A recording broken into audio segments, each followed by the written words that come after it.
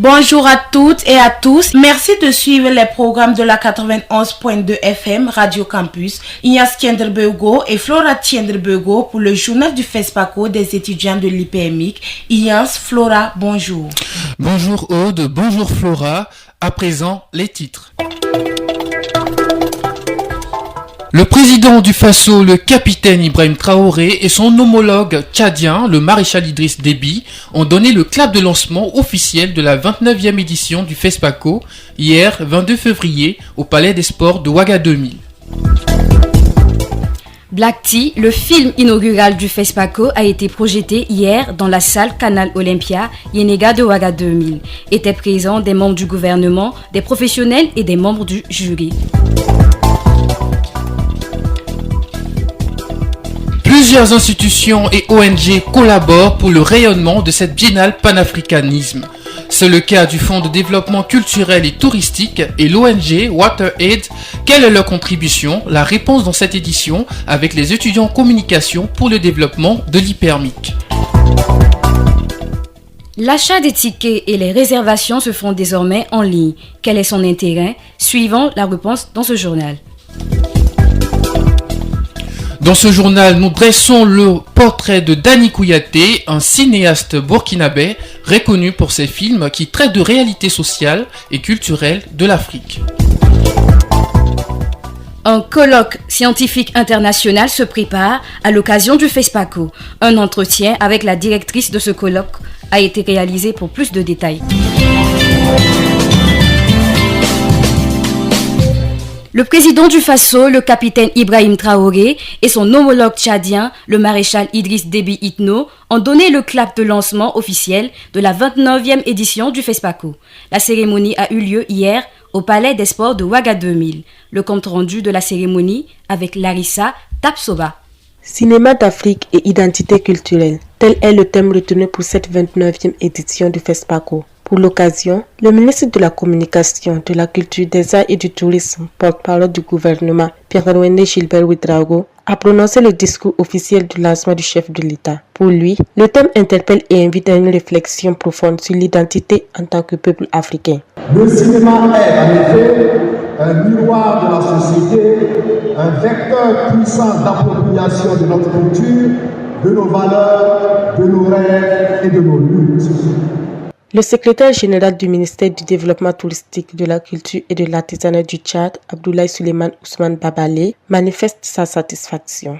D'abord, je suis ému, je suis trop ému par ces beaux spectacles, par cette belle cérémonie marquée par la présence de nos deux chefs d'État et pour célébrer le cinéma, pour reconnaître le travail des artistes et aussi pour célébrer la culture d'une manière générale. Quand deux chefs d'État, le maréchal du Tchad et le capitaine Ibrahim Traoré, se réunissent pour soutenir des cinéastes, cela ne fait que galvaniser en fait, c'est galvanisant. Pendant une semaine, Ouagadougou sera la capitale du 7e art africain. En valorisant l'identité culturelle africaine, le festival se positionne comme un facteur de cohésion sociale et de rapprochement entre les peuples. Retour sur la cérémonie d'ouverture de la 29e édition du FESPACO. Danse, animation et prestations étaient au rendez-vous. Découvrons l'ambiance qui a prévalu au Palais des Sports hier avec Daouda Zongo. FESPACO 2025, reportage. L'entrée de la salle est conditionnée par des fouilles approfondies par la sécurité composée de la police et la gendarmerie. À l'intérieur, tout est déjà en place. Il y a un grand écran dans la salle qui permet aux cinéphiles de suivre des images. Le jeu de lumière composé de zones vert et bleu donne un décor appréciable à la salle. Les artistes sont en place et jouent des mélodies pour les cinéphiles avant l'arrivée des autorités.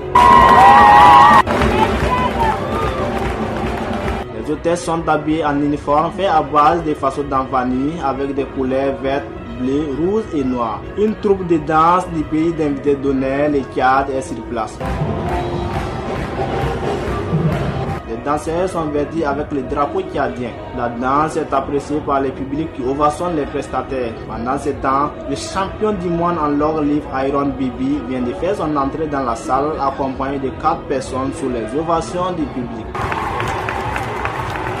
Les 17h15, quand les deux présidents sont arrivés dans la salle, la foule se lève pour les accueillir sous des ovations.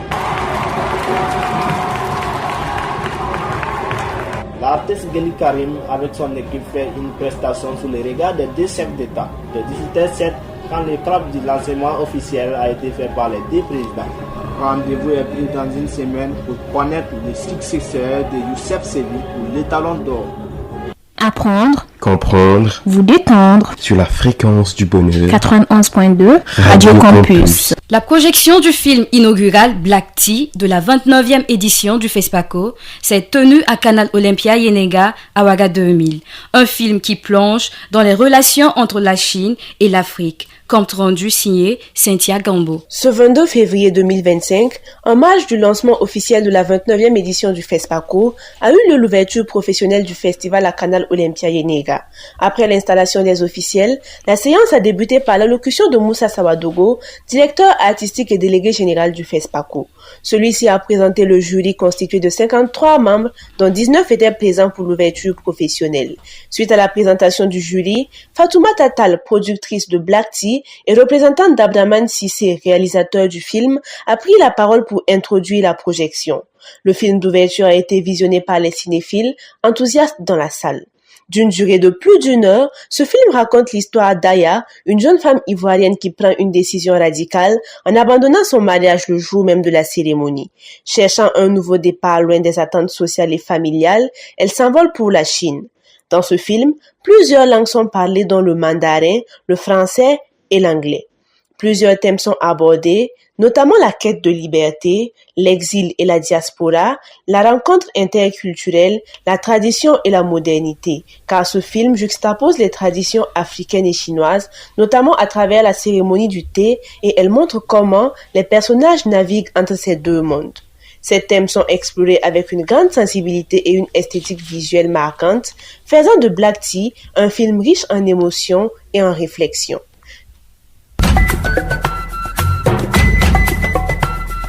FESPACO 2025, reportage. Le film inaugural du FESPACO a été projeté hier dans la salle Canal Olympia Yenega à Ouaga 2000. Étaient présents des membres du gouvernement, des professionnels et des membres du jury. L'ambiance de cette séance avec Sita Sanfo. C'est une file d'attente pour avoir accès à la salle de projection du Canal Olympia Yenega Ouaga 2000. Sous la surveillance de la sécurité, les amoureux du cinéma rentrent les uns après les autres pour la projection du film d'ouverture de ce FESPACO. À quelques minutes du début de la projection, la salle est presque pleine. Chacun est assis sur son siège rouge, d'autres ont apporté du popcorn pour se mettre à l'aise et suivre le film Black Tea. Les hommes de la presse munis de leurs appareils photo sont bien présents. Les derniers entrant dans la salle manquent de place, d'autres ont fait des escaliers, les tabourets. Après l'installation du public, quelques membres du gouvernement, avec à leur tête les premiers ministres, ont effectué leur entrée dans la salle. Les membres du jury sont dévoilés au public, accompagnés des ovations. Au niveau du jury documentaire, Salah Sambadigré, le public dans la salle retient son souffle pour découvrir Black Tea de Abdourahmane Sissako. La salle est devenue sombre. Tout le monde a les yeux braqués sur la lumière du projecteur.